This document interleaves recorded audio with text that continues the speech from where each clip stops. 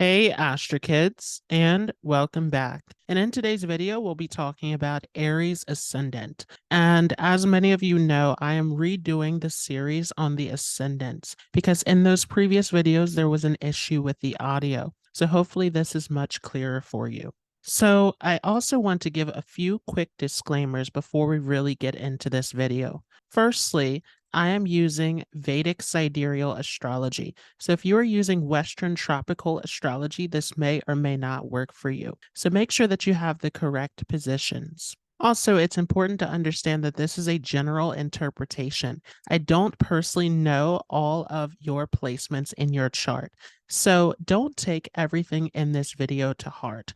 This is simply to give you a general outline of what the rising sign looks like. And so definitely it's important to understand what these positions are in your D1 Rashi chart, in your D9 and your D60, and to understand the Dasha that you're running and how the transits are affecting your chart. All of this will really give more of an accurate picture of what is really going on. In this video, we're also going to talk about not only the chart as far as what Aries Ascendant looks like, but also what is Mars going to do when it goes to the different houses for Aries Ascendant. And we'll also cover the 3 nakshatras that fall under Aries. So Ashwini, Bharani, and Krittika. We'll talk a little bit about that in this video.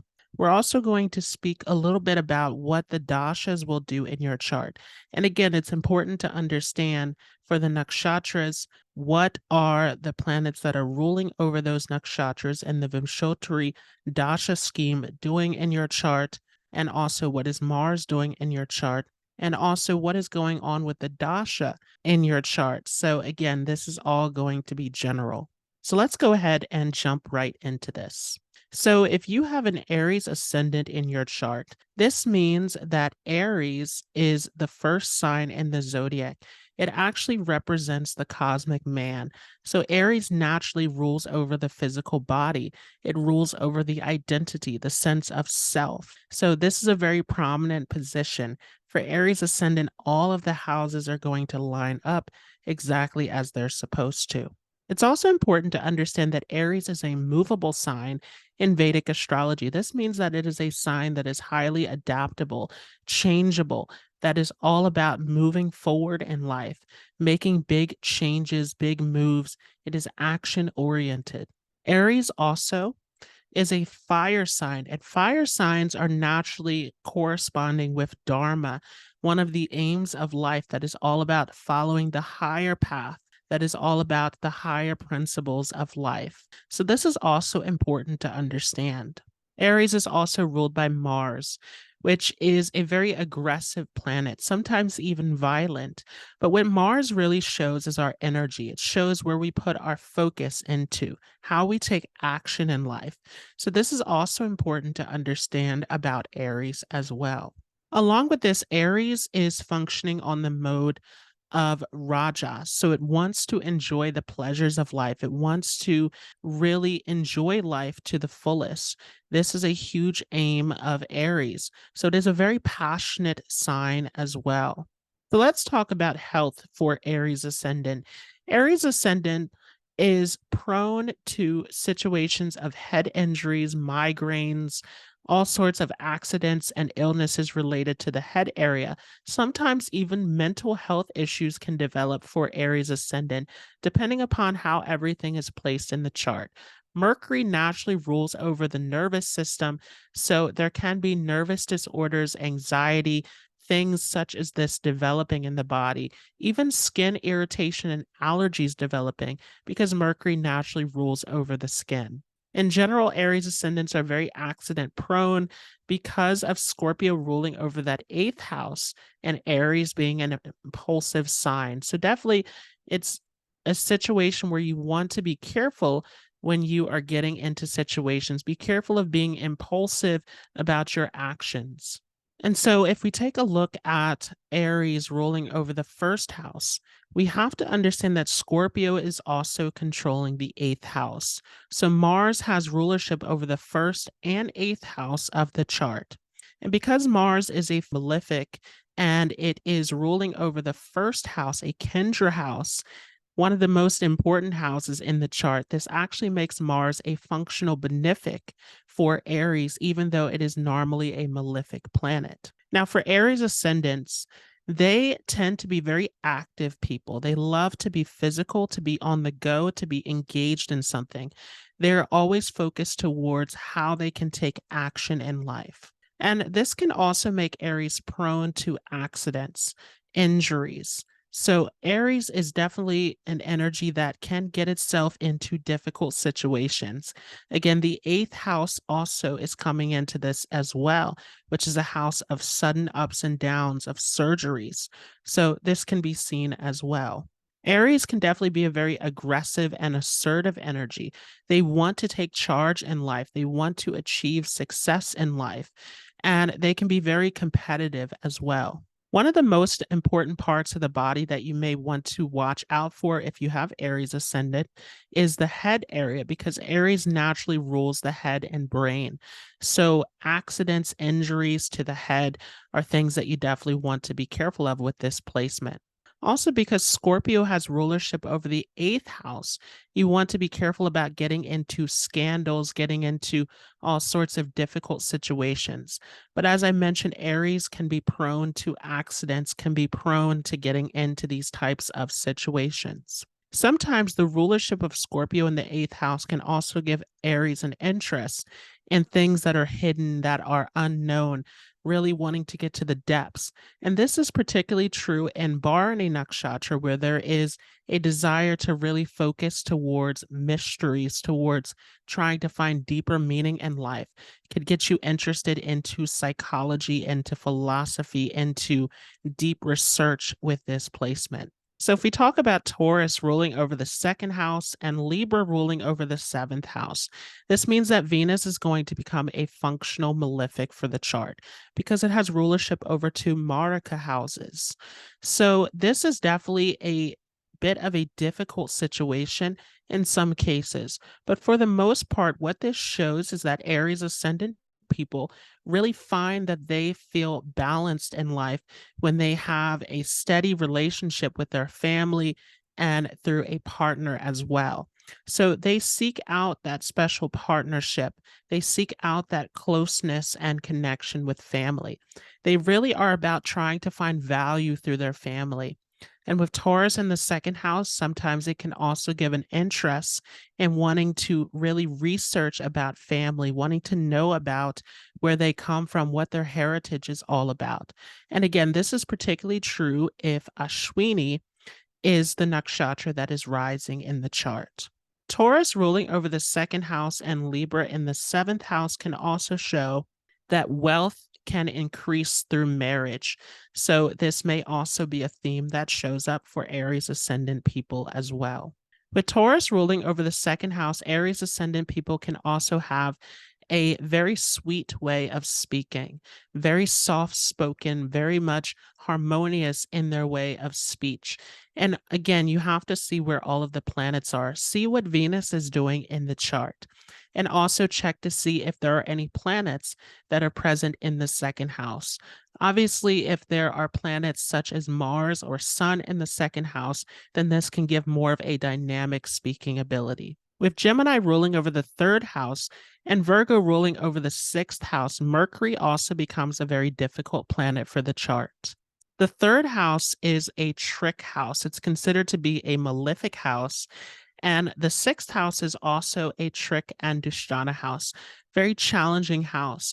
But the sixth house and the third house are also known as Upachaya houses, which means that they do grow with time. So this is an area that can get better for the Aries ascendant, some of the struggles related to Mercury, especially as Mars begins to mature for them around the age of 28. So this is not necessarily an area that will continue to be a struggle for you in your life. It does get better with time. And remember that Aries is a very strong sign. It's a sign that can really overcome obstacles in life. So with Gemini in the third house, Aries ascendants love to communicate.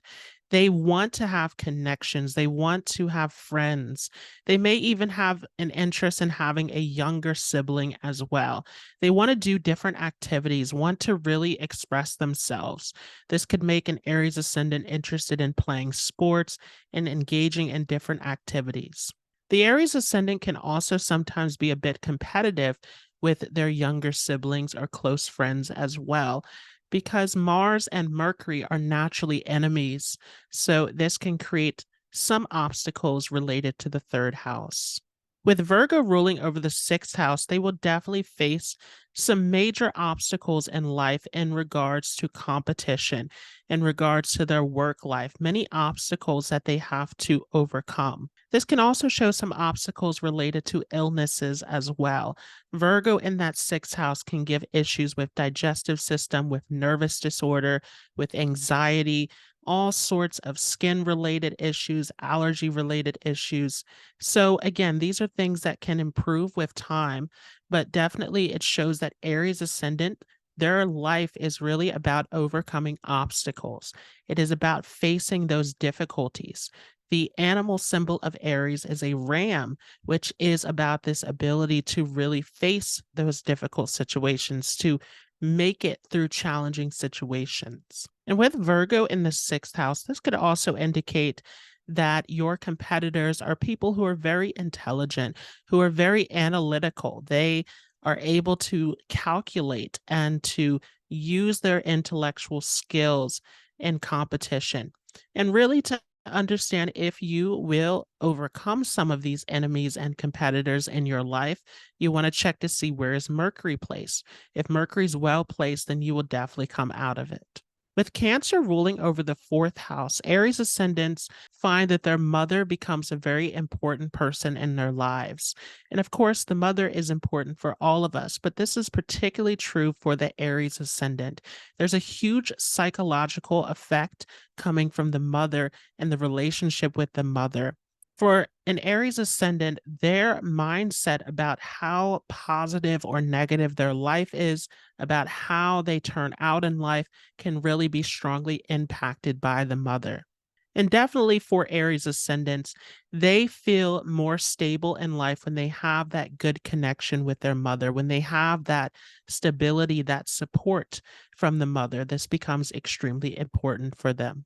The mother could be someone who's very emotional, very protective, who has a very powerful personality, very motherly with this position as well. Leo rules over the fifth house for Aries. So this can show that children bring great happiness to an Aries ascendant. Their luck in life can rise when they have children. And with Leo here, they may also have interest in playing sports with their children or getting their children involved in different activities. Aries ascendant in general are people who love to be creative, who love to get into different activities, into sports, into really trying out different projects and activities in life. So they want to have fun, they want to express themselves. Sagittarius rules over the ninth house of the chart, and Pisces rules over the 12th house of the chart. So, similar to Leo in the fifth house, this is going to make Jupiter a benefic influence in the chart. Jupiter becomes a functional benefic with it ruling over this ninth house with its office sign of Sagittarius. At the same time, though, Pisces rules over the 12th house, which can create some confusion in life. If an Aries ascendant doesn't have the proper guidance in life, they can make some mistakes that can get them into tricky situations. And so the father, gurus, teachers, mentors in their life become very important as well. Having this proper guidance in life is definitely going to direct them on the right path. It's going to help them to follow their higher path, their higher principles, which will help them to be successful in life as well. Because the 12th house and the ninth house are connected through Jupiter, this could also indicate traveling to a foreign land for education for some people as well. Definitely, if Jupiter's placed well in the chart, this could also indicate that the Aries ascendant becomes very spiritual or becomes very philosophical, naturally wants to learn, wants to travel, wants to gain that higher wisdom in life. Of course, again, you have to be careful with this position because with Pisces ruling over the 12th house, this also can indicate situations of prison, of hospitals, of really getting into isolation if you are not taking the right path in life. So, this becomes extremely important once again to get that higher guidance to really make sure that you're following the correct ethics, the correct principles in life. Pisces ruling over the 12th house can also give Aries ascendants a very vivid imagination. Again, they're very creative people. They love to express themselves. So, this can also aid in this depending upon how Jupiter's placed or if you have planets that are back in the 12th house also. Capricorn rules over the 10th house and Aquarius rules over the 11th house. So, this is naturally going to make Saturn a functional malefic for the chart because Saturn's office sign of Aquarius is ruling over the 11th house, which is a trick house. So that is definitely going to create an obstacle for you in your life. And for movable signs like Aries, the 11th house is also a Badakesh house, which creates obstacles naturally. At the same time, though, the 11th house is an Upachaya house, which is about improving with time. So, again, for Aries ascendants, yes, they will face many obstacles in life, but they have the strength, they have the ability to overcome those obstacles, especially if the planets are positioned in a favorable place in your horoscope. So, you want to check that, of course. Because Saturn has rulership over the 10th house with Capricorn, this definitely shows that you have to work really hard in your career. And this could be very frustrating sometimes for Aries ascendants because Aries can be a bit of an impulsive sign of wanting things very quickly in life, particularly again if Ashwini is rising, that is going to definitely make it about speed. And so this definitely demands a lot of hard work from you, a lot of hard labor in your career pursuits. Sometimes it can even indicate physical work that can be seen through the career. But Saturn is also about service. So, in some way, you also can have a desire to help other people in the world, to try to make a difference within society. Because Aquarius, the humanitarian, is in the 11th house of your greatest hopes and wishes. So, Aries ascendants typically want to help people, they want to do something that is related to service. At the same time, though, you can face many obstacles because, again, Aquarius is in that Badakesh house, which can create some difficulties in this pursuit to try to make a change, to try to help people within society. There may be some difficulties that have to be faced there. But with maturity, this area begins to improve for you because, again, this is a house that improves with time. This can also make you stand out in the crowd. You can be very creative, very unique, have your own way of really coming out into social circles and network circles. You want to have that feeling of uniqueness and independence. So let's talk about Mars through the different houses. So for Aries ascendant, if you have Mars in your first house, this is definitely going to increase those Aries qualities. You have a really bold and dynamic personality. You're someone who is very strong, very independent, very determined in life. This could even make you physically strong as well, depending upon the condition of your chart. Sometimes this could make you an athlete, or it could get you into law enforcement as well, or it could get you into doing something that involves the physical body, like a physical therapist or anyone who does any kind of work with the physical body. But in general, this makes you a very passionate person, a very intense person. You are focused in life. You want to achieve, very motivated, and you can be very competitive and headstrong with this position as well. You definitely want to watch out for accidents with this placement, getting into all sorts of accidents and situations that are related to the body and head area. And this can indicate actually having marks on the body, having scars and all sorts of cuts and accidents related to the physical body as well. Overall, though, Mars in the first house in Aries makes you a very strong and powerful person. If you have Mars in the second house, this is a very interesting position of Mars because now Mars has gone into Taurus, which is a sign that really wants to enjoy the material side of life. So this can make you very focused on wanting to enjoy life, on wanting to accumulate wealth. This can make you a huge family person as well, and really wanting to gain through your family assets and to build up that sense of security. Because the second house deals with speech, this can also give you a very strong and dynamic speaking voice also. You're a person who is focused towards gaining wealth. So this can make it very easy for you to build up wealth. At the same time, Mars is impulsive. So you want to see how Mars is positioned in the chart. Are there other planets aspecting conjunct with Mars? Sometimes there can be a tendency to spend impulsively with this placement. But Mars could definitely make you very protective over your wealth. It can make you want to fight to earn wealth with this position.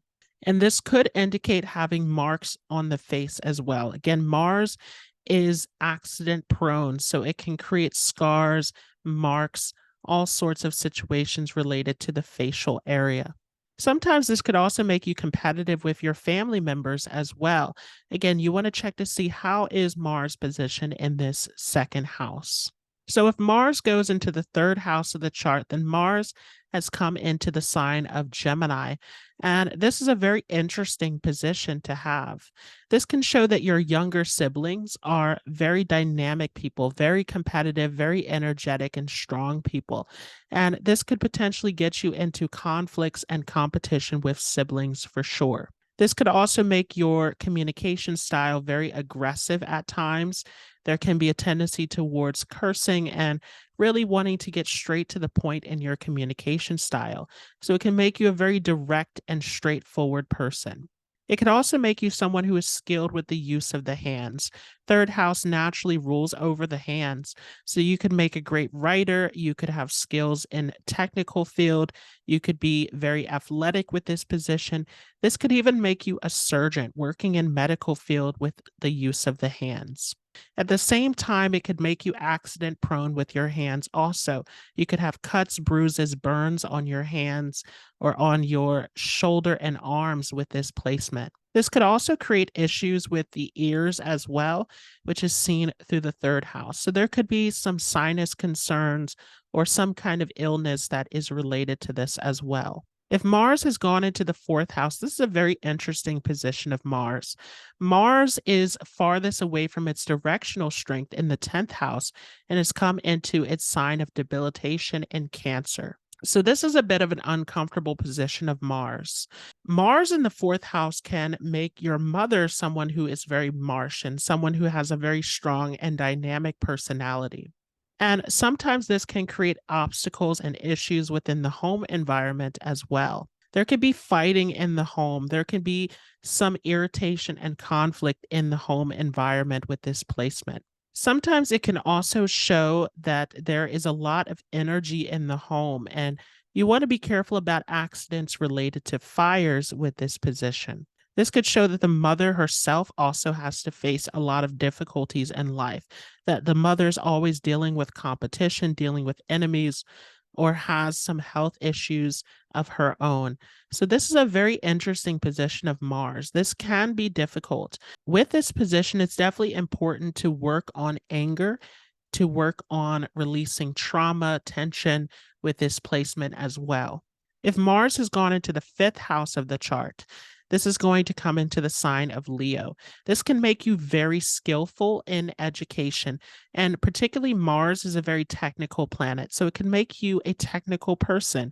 You could be very skilled in engineering and technology. Again, similar to the third house, you could be very athletic with this placement. You could get into the medical field with this placement. This could even make you skilled in areas of physical therapy as well. Definitely, this is going to make you very logical, very technical in your way of learning and your way of applying your education. This also can show that your strength, your energy, your focus, your ability to achieve in life increases with the birth of a child. Again, you want to see the position of Mars in the chart to pay attention to what is really going on there. But you could also have children who are very competitive, who are very active, who are full of energy with this placement. And this could also help you in areas of politics and speculation, which is seen through the fifth house. Sometimes it could also create some illnesses or accidents in the area related to the stomach as well, which can be seen through the sign of Leo. So if Mars has gone into the sixth house of the chart, this definitely is going to make you powerful when it comes to how you deal with enemies and competitions. You have a way of overcoming obstacles and difficulties in life. And this also makes you highly focused towards your health, towards dealing with digestion, towards dealing with fitness and nutrition with this placement. This could make you very skilled in areas of health and medicine. At the same time, though, this can increase some of the enemies and conflicts in your life. So this helps you to overcome some of these difficulties, but definitely you can face many obstacles and difficulties. This could also create obstacles depending upon how Mars and Mercury are placed in your chart. So this could create health issues, health concerns with this placement. So you definitely want to check to see how is Mercury placed and what else is going on with Mars to see if this is something that is in your favor or not with this placement. One of the great things, though, about having Mars in the sixth house is this ability to burn out diseases and illnesses. You have this ability to fight off illnesses very quickly with this placement. But because this is your ascendant lord that has gone into a Dashana house, it's definitely going to increase many obstacles and difficulties. This is definitely a placement where you have the strength and motivation to face all of your challenges in life. If Mars has gone into the seventh house of the chart, this is a very interesting position as well. Mars has come into the sign of Libra. And with this placement, you can be someone who's very passionate about relationships. You put a lot of energy into your relationship situations. But sometimes relationships also can be very aggressive. There can be too much passion that is playing out in this area. And this can also come through the spouse as well. On the positive side, this can also show that you gain a lot of strength through your partner as well. Partner can be very encouraging, can be very helpful, very passionate towards you as well. So again, you want to see how is Mars positioned here? What other planets are impacting Mars in the chart? This could make you a very dynamic business person as well. With Mars in this seventh house, you could do very well in the area of business. So if Mars has gone into the eighth house of the chart, this is a very powerful position of Mars. It has come into its own sign of Scorpio back in this eighth house. This could make you someone who is very strong emotionally and mentally. You have a strong psychological understanding of things, and you're able to overcome obstacles with this. This also can make you a very sexual person as well. You have a lot of intense passion that is in this eighth house. And this will definitely make you very focused within your relationships. Joint finances become something that's extremely important to you as well. You want to be careful, though, because with this placement, this could also show some health concerns or accidents that can play out. Remember that this is the eighth house of sudden ups and downs. So just be very careful and cautious about taking impulsive moves and decisions. Sometimes you have to be careful also with the people that you get involved with, because this is a house of secrets. So there can also be scandals, all sorts of accidents, and difficult situations that can play out here as well. If Mars has gone into the ninth house of the chart, then this gives you a very strong father figure or teacher, a mentor in your life who has a very powerful and dynamic personality.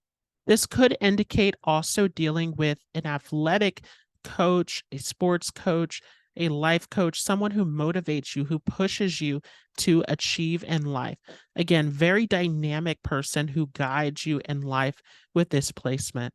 This can also make you very intense and focused towards religion, philosophy, towards learning and education at a higher level. But you want to be careful depending upon how Mars is positioned here. See what other planets are involved, because this could also make you very impulsive in your education also. If Mars is positioned in the 10th house, this is extremely powerful. Mars has directional strength in the 10th house.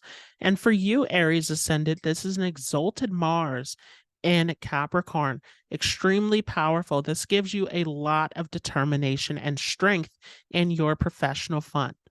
You put a lot of effort into your career. You are determined, you are focused, you are driven in life. This definitely can help you to achieve success. At the same time, this could get you into some obstacles dealing with government or authority figures or just society in general. There can be some obstacles and difficulties there.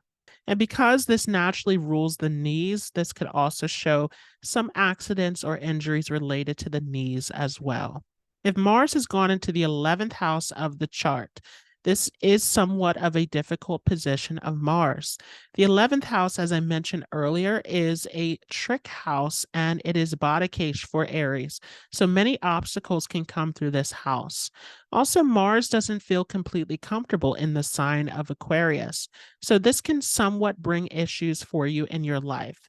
You also want to realize that Mars has rulership over your 8th house. So this can definitely create fluctuation in your income as well.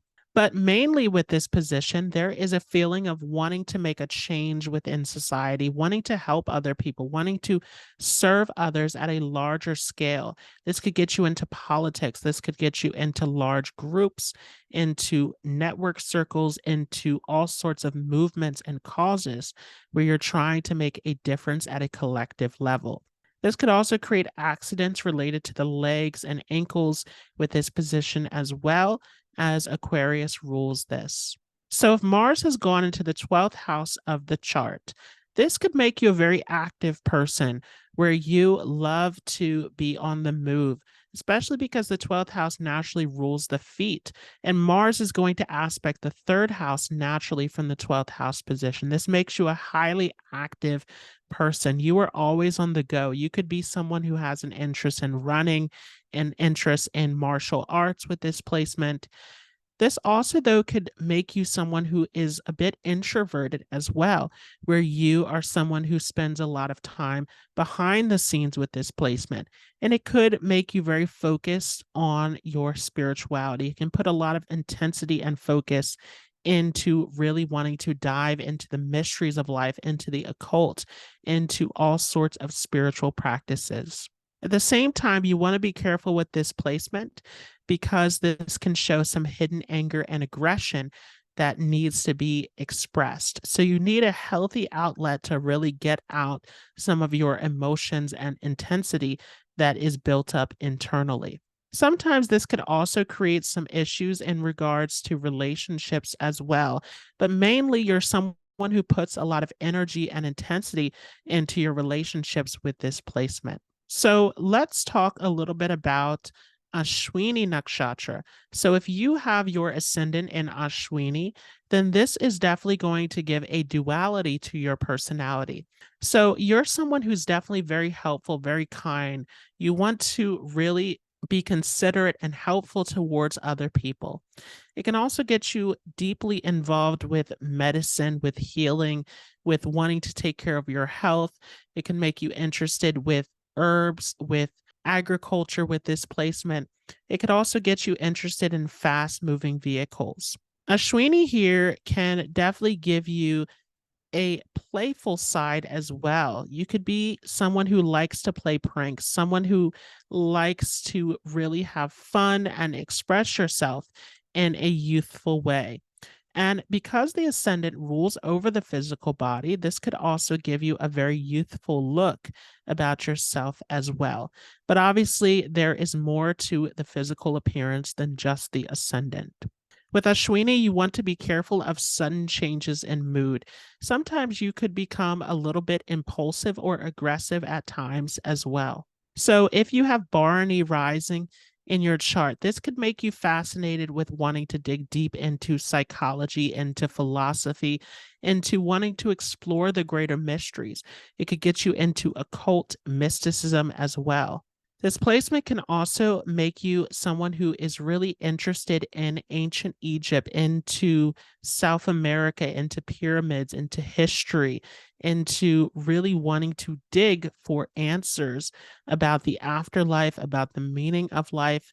And it could give you more of a reserved nature compared to Ashwini, which is a little bit more impulsive. So you could have a little bit more self restraint to your personality as well. Sometimes Bharani people can also have a love of elephants or can have a love of collecting vintage items with this placement. And this can really make you interested in wanting to, again, really understand the deeper meaning of life. So it could also get you interested into dark and mysterious subjects. This nakshatra is a little bit similar to the sign of Scorpio in some ways.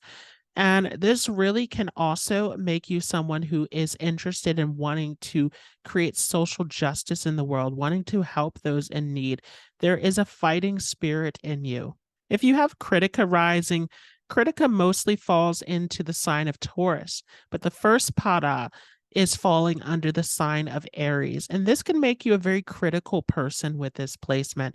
You are always about getting to the truth, and you always want to make your point known to others, especially if you have done the research and you know that you are correct. This placement can make you skilled in areas of banking, of finances, but mainly that is Taurus. So here, especially in the first pada of Aries, it could make you more of a leader, more of someone who has to take on a huge responsibility, who is in a top position, who is impacting other people in the world. This can also get you interested in food and fire. You can have a love for fire rituals, for anything that is involved with the use of fire. It makes you a huge food lover. You can be a food critic with this placement, or you can have an interest in just wanting to open up your own restaurant, wanting to cook, wanting to experiment with food with this placement. This could also create a theme of adoption or foster care as well. But with Krittika here, you have a very powerful personality. You're someone who really strikes people with this big energy when they come across you. Sometimes Krittika could also make you skilled in things like editing, film editing, editing a paper, or anything that has to do with cutting and removing, editing things out, cutting things out. And this could also make you cut out certain aspects of your life as well. If something isn't serving you, you can just remove it from your life with this placement. Sometimes this could also make people accuse you of things that you didn't do. So remember that Scorpio rules that eighth house, which could get you involved with scandals, with all sorts of situations behind the scenes. So sometimes you just want to be careful about all of your actions with this placement for sure. Let's talk about the dashas as well. So the most fortunate dasha periods for Aries ascendant tends to be the Sun, Jupiter, and Mars. Obviously, though, you want to look in your chart to see the condition of Sun, Jupiter, and Mars in your natal chart, in the D9 chart, and in the D60 chart. This is extremely important to understand. And how these planets are placed in your chart will also impact how the themes of the dasha period will play out for you. But mainly during the Sun Dasha, this can get you focused towards your status, towards getting noticed in the world. It could connect you with powerful people also. Sun Dasha can increase your overall confidence and self-esteem, but it depends upon how Sun is placed in your chart once again, because the opposite can also happen if Sun is badly damaged, where it can actually decrease your self-confidence. The Jupiter Dasha is definitely going to make you interested in learning and traveling to foreign places, connecting with a teacher, guru, mentor, someone in your life who can help you along your higher journey. It could also get you into spirituality, into meditation, into wanting to take some time in isolation for some of you as well. So again, you want to see, where is Jupiter placed in the chart. Mars overall is a positive dasha, but Mars is perhaps the least positive of the three of Sun, Jupiter, and Mars, because Mars is also going to activate your eighth house, which can get you into sudden situations, sudden accidents, surgeries, sudden events in your life. But Mars also, because it rules your ascendant, will give you strength. It will give you a lot of confidence, a lot of initiative to take action in life. And again, you want to see how is Mars positioned in your chart for the full result of that Mars dasha. Now, Mercury, Venus, and Saturn tend to be the most difficult dasha periods for the Aries ascendant. Mercury being probably the most difficult one because Mercury is naturally an enemy to your ruler Mars, and Mercury has rulership over that sixth house in the chart.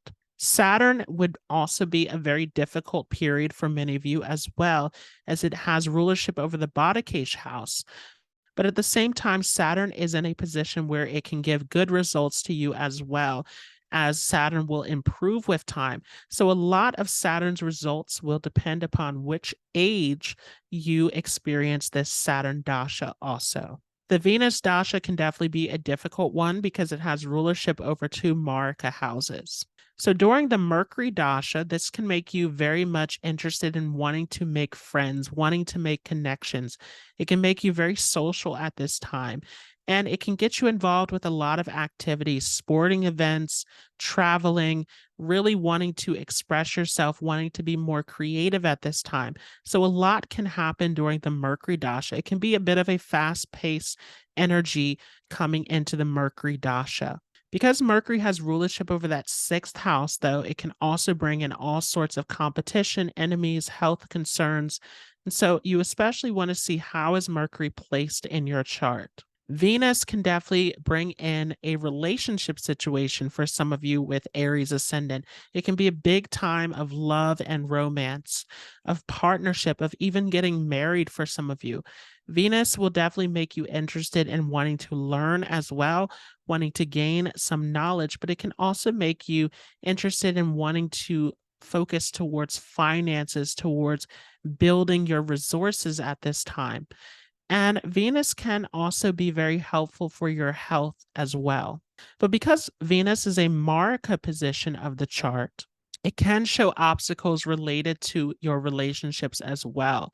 So, as much as this can get you focused on relationships, there may be some things that need to be really looked at, some concerns that need to be dealt with at this time.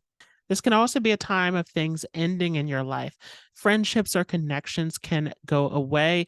There can be a lot of clearing out of old things that no longer serve you.